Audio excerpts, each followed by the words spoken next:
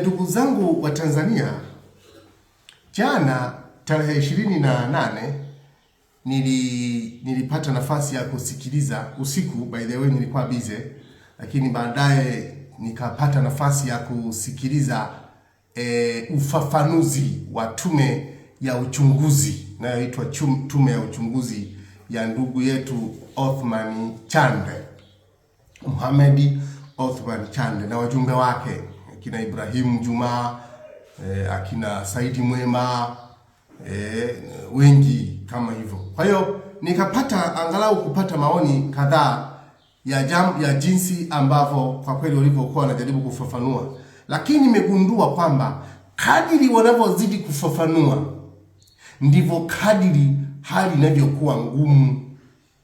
Na nitawarejesha kwenye tume ya Jaji Warioba. Tume ya Jaji Warioba baada ya kuwasilisha bungeni, baada ya kuwasilisha taarifa yake bungeni, ile tume ilivunjiliwa mbali. Kumbuka, tume ya Jaji Warioba ilikuwa ni tume ya rais. Ilikuwa ni tume ya rais ya mabadiliko ya katiba. Hii ni tume ya rais ya uchunguzi.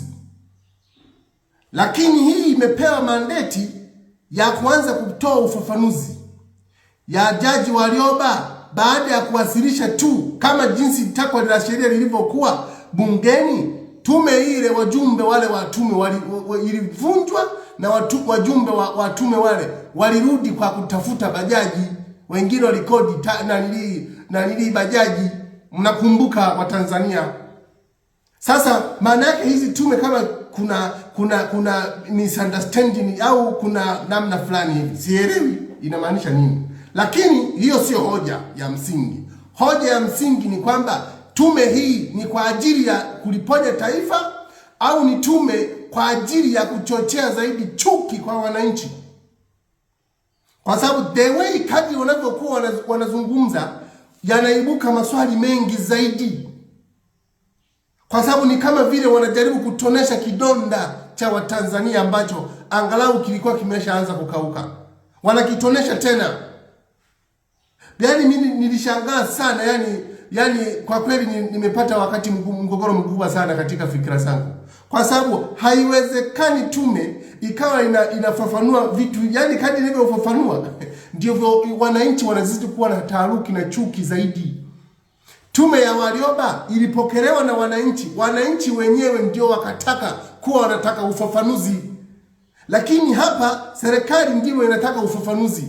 Je, haya ni maslahi yani hii tume ipo kwa ajili ya maslahi ya nchi au ni tume kwa ajili ya maslahi ya viongozi? Hilo ndio swala ambalo wananchi wanatakiwa kujiuliza. Tume ya Warioba ilikuwa ni maslahi ya nchi na ndio maana ilivunjiliwa mbali baada tu ya kuwasilisha taarifa yake bungeni. Sasa hii kwa nini imepewa endorsement ya kuendelea? Maana yake ni tume kwa ajili ya viongozi. Hiyo ni simple tu. Kwa sababu haingia akilini tume unakuja kufafanua kwamba kwanza the way jinsi kadri unavyokuwa unafafanua maswali mengi yanaibuka. Tume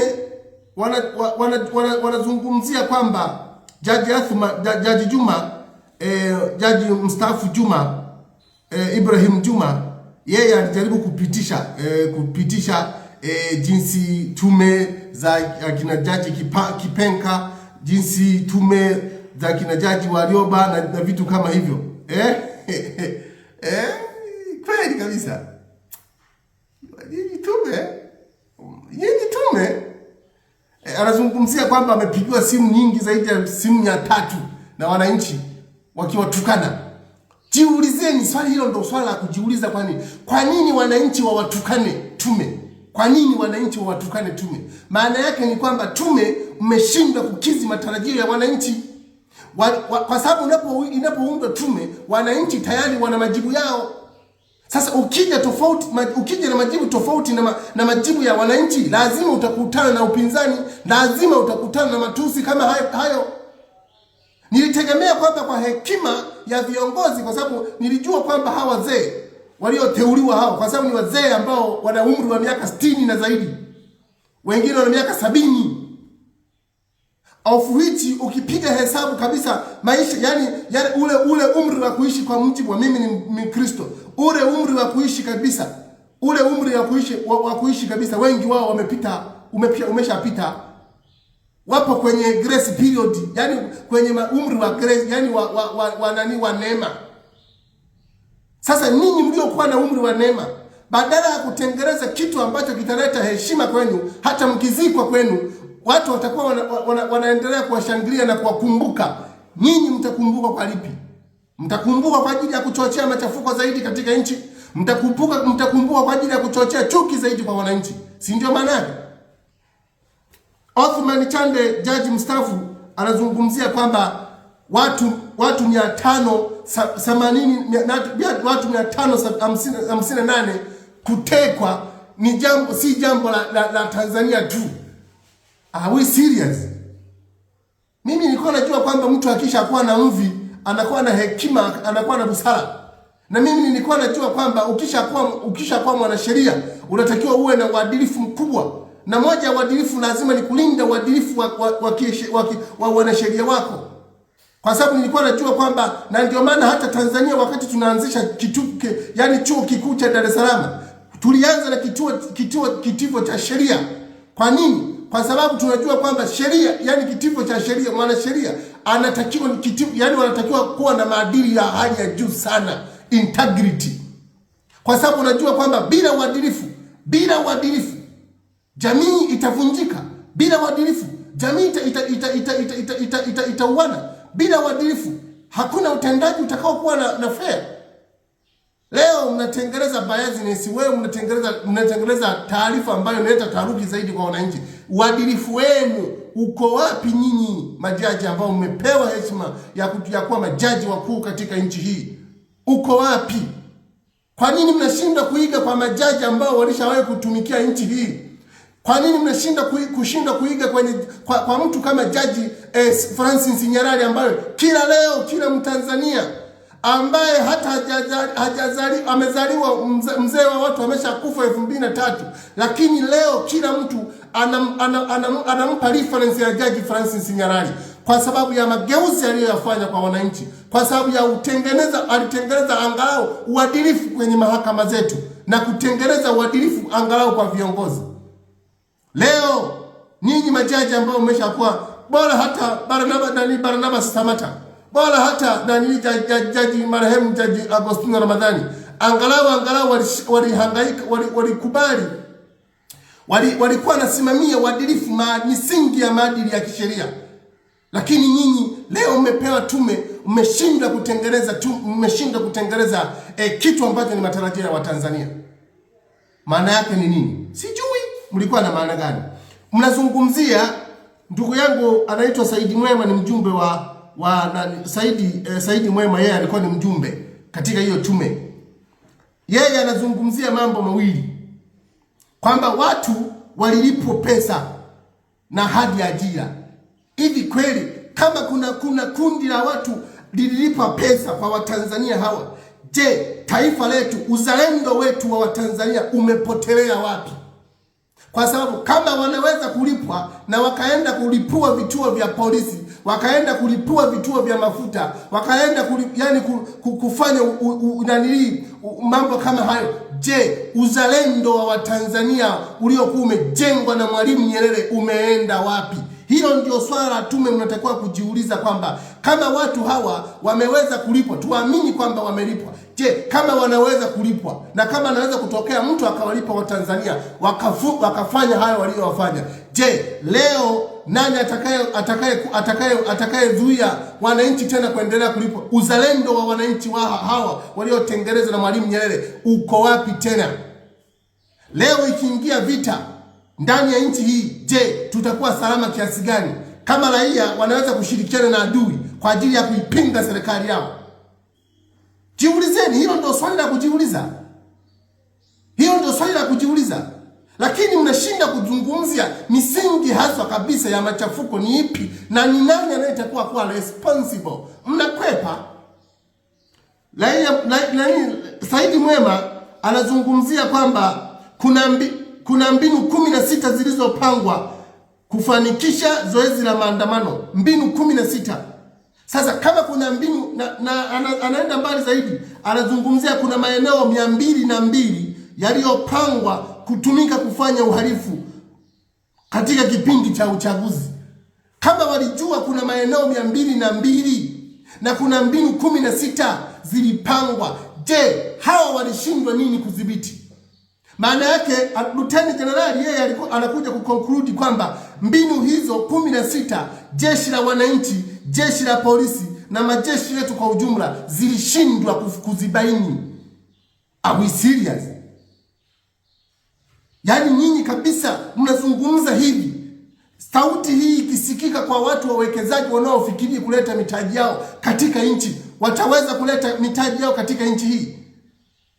Yaani hilo ndio swali la kujiuliza. Kama mbinu wametumia watu mbinu 16 tu, halafu mkachanganyikiwa mpaka mkashut down, mkaifanya nchi ikawa gizani. Mbinu 16 hawa watu. Kwa hiyo wako upstairs zaidi kuliko jeshi la wananchi. Wako upstairs zaidi kuliko jeshi la polisi. Wako upstairs zaidi kuliko usalama wa taifa. Usalama wa taifa wanafanya kazi gani? Msifanye propaganda kwenye masuala ya msingi ya kitaifa, ndugu zangu. Mnakosea. Kadri mnapokuwa mnazungumza ndivyo mnapoibua maswali mengine ya ovyo, yani maswali mengine na kuianika yani taifa letu kuwa uchi kabisa. Kwa sababu ni mwekezaji gani akipata ripoti ya namna hii kwamba kuna watu walipanga watu 16 na wakafanikiwa kwa sababu mbinu za wanajeshi wetu, mbinu za jeshi letu? Hivi ni kweli kabisa jeshi letu la wananchi hili nalo liamini hili? Hili jeshi la wananchi, jeshi jeshi la polisi nalo liamini hili? Jeshi hii usalama wa taifa ninao ujua mimi? Eti mtu afanikishe mbinu halafu baadaye hawa watu wasijue chochote? Upange mbinu, yaani uingie ndani ya nchi, uingie na silaha ndani ya nchi, watu usalama wa taifa wasijue. Basi hili sio taifa. Basi hao viongozi hawafai kuwa viongozi kwa lugha hiyo. Tuamini hivyo.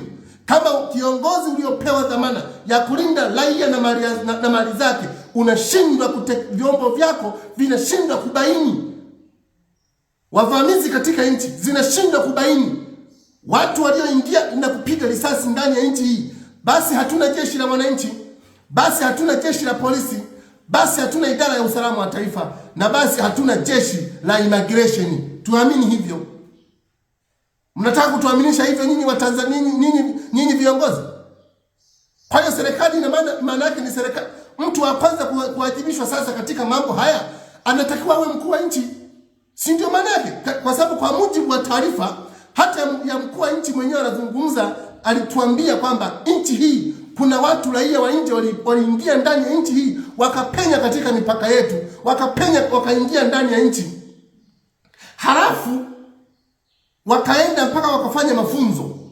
Halafu anatuambia kwamba kuna watu kuna jengo Athman Chande mita 10 kutoka kwenye kituo cha polisi, kuna watu walikuwa wanafanya mafunzo ya kujifunza mambo ya kuzuia ya kufanya machafuko tarehe 29 mwezi wa Oktoba. Mita 10 kutoka kituo cha polisi. Awe serious. Sasa yani polisi inafanya kazi gani? Yani basi tuvunje kitengo cha polisi, tuvunje kitengo cha immigration, tuvunje kitengo cha jeshi, tuvunje kitengo cha usalama wa taifa. Si ndio maana yake? Hivi hii taarifa ikienda kwa watu nje, kwa watu wakisikiliza duniani huko, kwa sababu hii ripoti, yani hii dunia sasa hivi ni kiganja, iko kiganjani. Hivi hii ripoti kama hii ikisikilizwa na watu wa nje, watasoma mazingira gani kwa Tanzania iko katika hali gani?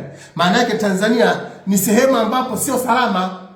Na kama sio sehemu salama, ni mwekezaji yupi anayeweza kuingia, anayeweza kuleta mtaji wake kwenye nchi ambayo haiko salama? Ni yupi mwekezaji yupi ambaye anaweza kuingia ndani ya nchi akawekeza, akatoa pesa zake kuwekeza katika nchi hii ambayo haina usalama? Security ya pesa yake iko wapi? Security ya fedha zake iko wapi? Hamna. Msizungu, yani kadri mnapokuwa mnafafanua, ni bora mngenyamaza kimya Watanzania wafanye tu analysis jinsi wanazozijua wao, kwa sababu kadri mnavyozidi kuongea mnaweza kutia hasira zaidi, kwa sababu mnapozungumzia kwamba watu